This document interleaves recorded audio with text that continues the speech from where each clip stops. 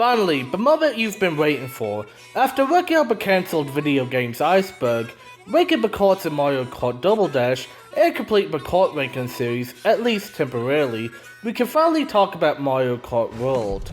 Coming into Train 5, a lot of hype and high expectations was put on Mario Kart World, after it was announced as the launch title for Nintendo's new Switch 2 system, and for good reason. As World was going to be the first original Mario Kart game made in over a decade, it also had to follow Mario Kart 8 Deluxe, which is not only the 4th best-selling game of all time, but is also considered the best Mario Kart game in the series. Which is due to having the most tracks in the series, being 96, having a pretty good character roster, and adding new battle mode options, which all resulted in a really fun game overall. To say that Mario Kart World has lived up to the hype would be disingenuous at best. While World does have some things going for it, there are also some aspects of the game that have soured some fans, to say the least. Anyway, since I'm kinda late to the party, as other people have already reviewed Mario Kart World, I decided to just do a quick video by talking about what I liked and disliked about the game. With that being said, let's start off with the positives. Unique character roster. One of the first things that you think about when it comes to a Mario Kart game is its character roster, as it helps establish the player's personality. Since everyone has their main that they like to race with, either due to them having amazing stats or just a personal preference, a diverse character roster helps make the games feel more lively, as there's more variety in character and vehicle options. Mario Kart World's roster is currently the biggest in the series' history, with 50 playable characters. Of course, a lot of the characters are main staples in the series, like Mario, Luigi, Peach, Daisy, Bowser, and many more. However, the new characters, more specifically the NPC drivers, makes the roster one of the most unique in the series. You have characters that make their console debut, like Hammer Bro, Nabbit, and Chargin' Chuck. You also have some more weird additions as well, like Dolphin, Catacrack, Snowman, and of course the cow from Moo Moo Meadows, which became a fan favorite on day 1. That's of course not mentioning the introduction of outfits, which gives existing characters more flair and personality, being one of the best inclusions in the series in my opinion. Of course, you do have some fan favorite characters that didn't make the roster, at least not yet, which includes characters like Diddy Kong, Petey Piranha, Funky Kong, Kamek, and the Koopalings, but some of these characters could be added in the future through DLC. So while this isn't a perfect roster by any means, it takes the right steps in including more obscure characters in the Mario series, which makes for a really fun and unique roster in my opinion. Good course selection. Besides the character roster, another important aspect of a Mario Kart game is the quality of the game's track selection. Mario Kart Wii is often cited as having the best original track selection in the series, which includes classics like Coconut Mall, Maple Treeway, Mushroom Gorge, and of course my favorite, Koopa Cape. Mario Kart 8 Deluxe is also considered the best game in the series, partially due to having the most tracks in the series. Despite the questionable quality of some of the tracks in 8 Deluxe, fans still enjoy the course selection due to how diverse it is. Currently, Mario Kart World has 30 tracks. I'll go more into detail about them in a future video, but to sum things up, World's track selection is really solid. With the exception of 2 tracks, the quality ranges from okay at worst to amazing at best. Some of World's top tracks include DK Spaceport, Dry Bones Burnout, and Great Crescent Block Ruins.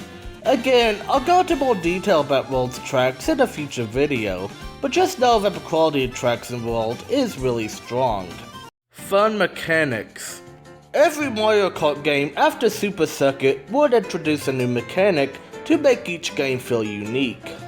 Double Dash introduced the use of 2 races, DS introduced retro tracks and mission mode, reintroduced bikes and inside drifting, 7 introduced gliders and underwater racing, and 8 Deluxe introduced anti-gravity racing and 200cc. Mario Kart World continues that trend by introducing several new mechanics to the series, with the main one being open world racing. However, you also have cool additions like knockout mode, wheel grinding, and wall hopping. I'll talk more about the open world and knockout tour in a few minutes, so I'll mainly be talking about the other two mechanics in this entry. Anyway, wheel grinding is pretty self-explanatory, as you pretty much ride rails and power lines to access shortcuts or get a small speed boost. You can also potentially dodge shells as well. Wall hopping is also similar, as you can hop from wall to wall and reach higher places, and potentially take some shortcuts. I really like these two mechanics, because unlike most of the other mechanics in previous games, wall hopping and rail grinding require a lot of skill and practice to master. It's really satisfying when you do master them though, as you can take some really crazy and fun shortcuts. I just like how these mechanics force you to become more skilled at the game, as they help you become a better player the more you practice them. Knockout Tour. Knockout Tour is the newest game mode in the Mario Kart series. I forgot to mention at the end of my Mario Kart 8 vehicle ranking video, and I regret that, because it's easily one of the best modes in the entire series. If you aren't familiar with how the mode works, it's basically like a battle royale, as you race against 3 other racers across 6 tracks. At the end of a track, 4 players get eliminated, until you get to the final 4, where a winner is determined. What I really like about Knockout Tour is how much strategy is involved with it, as you don't want to be too far ahead, since you'll be targeted and potentially eliminated, but you also don't want to be too far back. Endurance is also another important factor I like, as a knockout tour can last around 8-10 minutes, and you really need to focus on your items and where you are on the map. Speaking of which, item usage is also really fun in this mode, as you can cut off huge sections of tracks if you use them correctly. Overall, Knockout Tour is just a really fun game mode that heavily utilizes strategy, which is a first for the series. Free Roam Mode. Another new mode in Mario Kart World is Free Roam, and as you could probably guess, it allows you to explore the open world of Mario Kart World. I really like this addition since it is a more relaxing mode where you can just drive around and enjoy the scenery instead of competing in races. There's also a lot of other fun things you can do besides looking at the scenery, like completing P-Switch missions, finding question mark panels, and collecting Peach medallions, which can help you improve your skills and learn more about the tracks. There are 744 collectibles in Free Roam mode, which is more than enough to keep you occupied while you discover new things about the world. Overall, Free Roam is just a really fun and relaxing mode where you can just drive around, search for collectibles, and work on your skills, along with listening to some relaxing music. Speaking of which, amazing soundtrack. In my opinion, one of the most important factors in every Mario Kart game is the game's soundtrack. Some of the most iconic tracks in the series are elevated through the game's soundtracks, like Ri's Rainbow Road, Coconut Mall, Baby Pork, and of course, Koopa Cape. Hell, even hearing the opening soundtrack of Mario Kart Wii will rush many players with thoughts of nostalgia. Like with Mario Kart World's tracks, I'll talk more about the soundtrack in future videos, but to make things short, World probably has the best soundtrack in the entire series. The opening soundtrack for World is really unique, as it kinda starts out as a redstone tune until it starts to pick up, which I think reflects the game's theme of exploration and traveling in a wide open world. Speaking of which, in Free Roam, several soundtracks throughout the Mario series are used as background music, and I really like how the staff transformed a lot of these songs. They gave them a very slow and jazzy feel, which I really think makes for some really good background music. Again, there are a lot of songs that I could talk about, but just know that Mario Kart World's soundtrack is really good. Anyway, now that I've talked about what I like about Mario Kart World, it's time to address some of the criticisms I have with the game. Intermission tracks. The biggest concern that most fans had when Mario Kart World was released was the introduction of intermission tracks.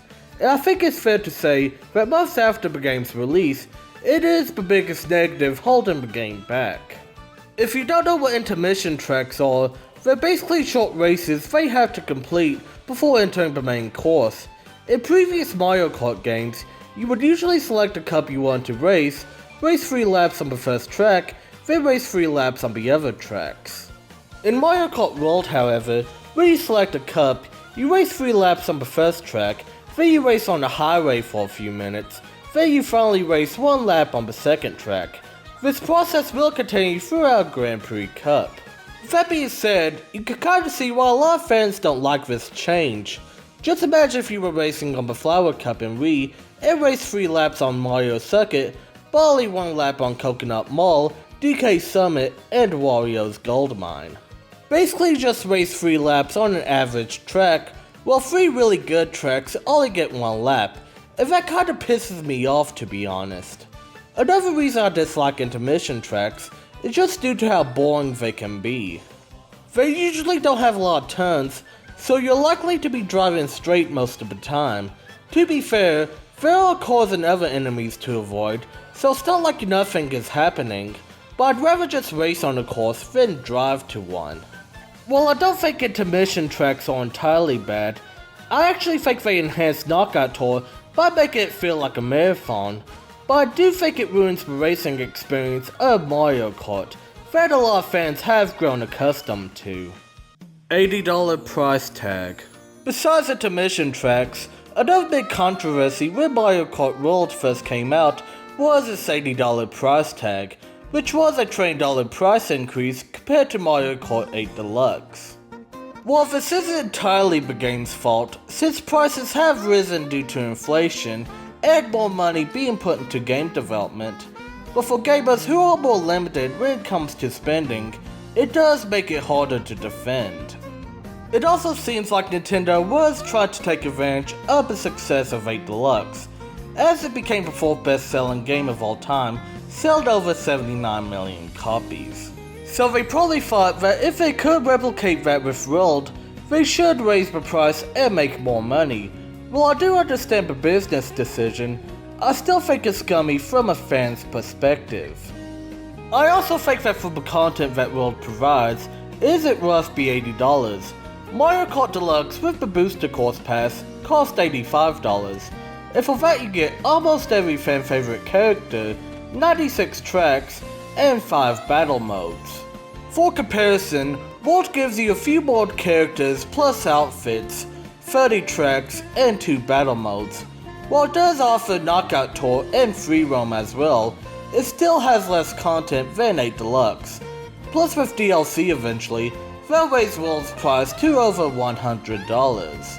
Again, the price increase is a trend in gaming, and other kart races like Sonic Crossworlds and Cubby Air Riders are similar in price. It's just kind of a negative experience for the fans of the Mario Kart series. Mediocre Battle Mode. Battle Mode has always been a staple in the Mario Kart series. Since Super Mario Kart, every game has had its own battle mode, usually consisting of balloon battle, where you try to pop your opponent's balloon and protect your own.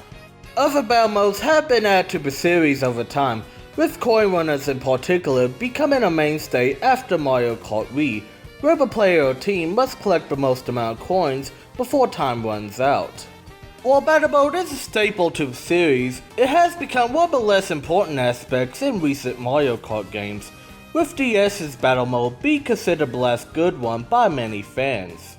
This sentiment was due to the games getting rid of the freeform mechanics of balloon battle, and instead focusing on a point-based system with a 3-minute time limit. This problem would only get worse when Mario Kart 8 came out, as it would replace the traditional battle tracks with the main tracks in Grand Prix mode, which just made the battles feel slow since it was much harder to find people.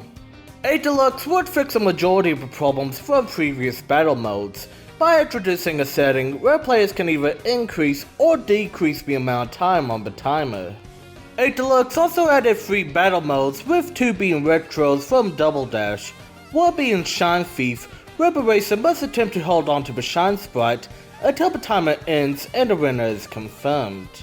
Then you have Bomb Blast, where you throw bombs at opponents and try to get the highest score before time runs out. Finally, you have the new mode, Renegade Roundup, which is pretty much like a cops and robbers game, where the cops have piranha plants to try and catch all the robbers, and the robbers try to survive before time runs out. Those additions, 8 Deluxe's battle mode was considered the first good one in over 20 years. With how much hype was around World, many thought that would continue to build up the success of 8 Deluxes. However, that would not be true. For one, World would get rid of the time setting that was introduced in 8 Deluxe, so instead of setting the time that you want, you get a set time of 3 minutes for each mode.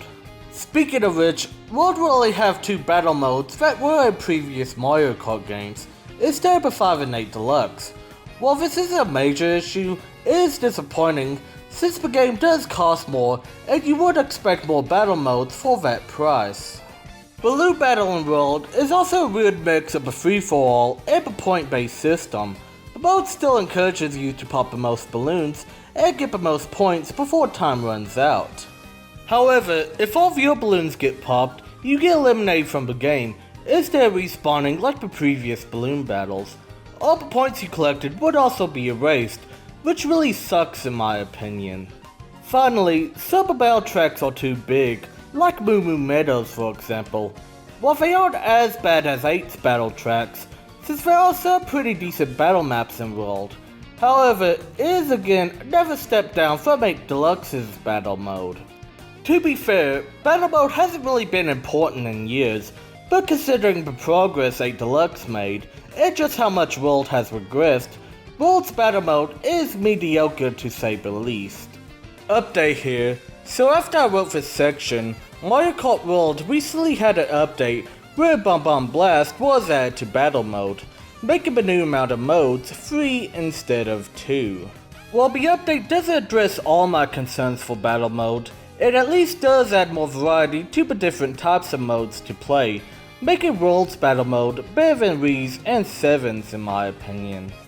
While I doubt any new battle modes will be added, especially Renegade Roundup, it will be interesting to see if the developers decide to make more improvements to World's battle mode in the future. Lack of incentive in free roam. Earlier in my free roam entry, I stated that there were 744 collectibles in the mode. More specifically, there are 394 P-Switch missions, 200 Peach medallions, and 150 question mark panels for players to collect. With the vast amount of collectibles in free roam, you would figure that collecting all of these items would result in some interesting unlockables, like new characters, costumes, carts, or even cart ports. But no, instead you get a sticker, which is basically a new item add to World that players can use to customize their vehicle and act as a logo during online play.